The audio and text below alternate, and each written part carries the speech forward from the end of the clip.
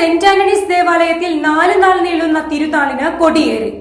ഇരിങ്ങാലക്കുട രൂപത മതബോധന director reverend father Rijoy പഴയാറ്റിലാണ് കൊടി കയറ്റിയത്. പുത്തൻവേലിക്കര കരോട്ടുകര സെന്റ് ആന്റണീസ് ദേവാലയത്തിൽ വിശുദ്ധ അന്തോണീസിന്റെയും വിശുദ്ധ സെബസ്റ്റ്യാനോസിന്റെയും പരിശുദ്ധ കന്യകാമറിയത്തിന്റെയും തിരുനാളിന് കൊടിയേറി.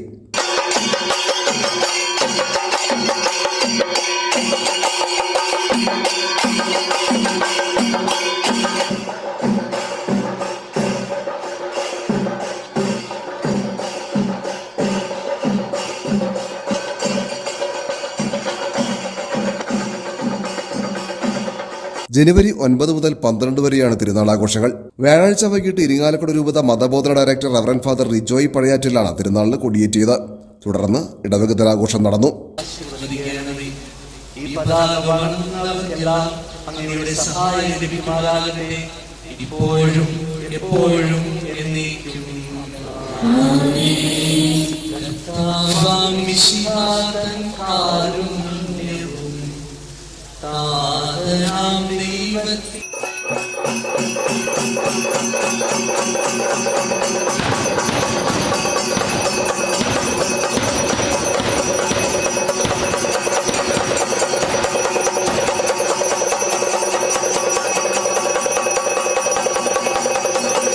ഈശോ പറയുന്നുണ്ട്, നമ്മളുടെ വിശ്വാസം അത് ഗോപുരത്തിൽ ഒരു ഗോപുരം പോലെ, മലയിലെ ഒരു ഗോപുരം പോലെ ഉയർന്നു നിൽക്കണം, പീഠത്തിൽ മെവച്ച ദീപം പോലെ കത്തിജ്വലിക്കണമെന്ന്.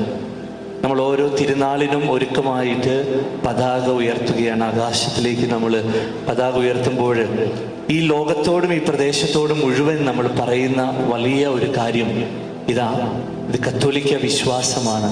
വിശ്വാസത്തിന് വേണ്ടിയിട്ട് ജീവിതം വ്യയം ചെയ്ത വിശുദ്ധരെ, പരിശുദ്ധ അമ്മയൊക്കെ നമ്മൾ ഓർക്കുന്ന ദിവസങ്ങളാണ്, അനുഗ്രഹത്തിൻ്റെ ദിവസങ്ങളാണ്.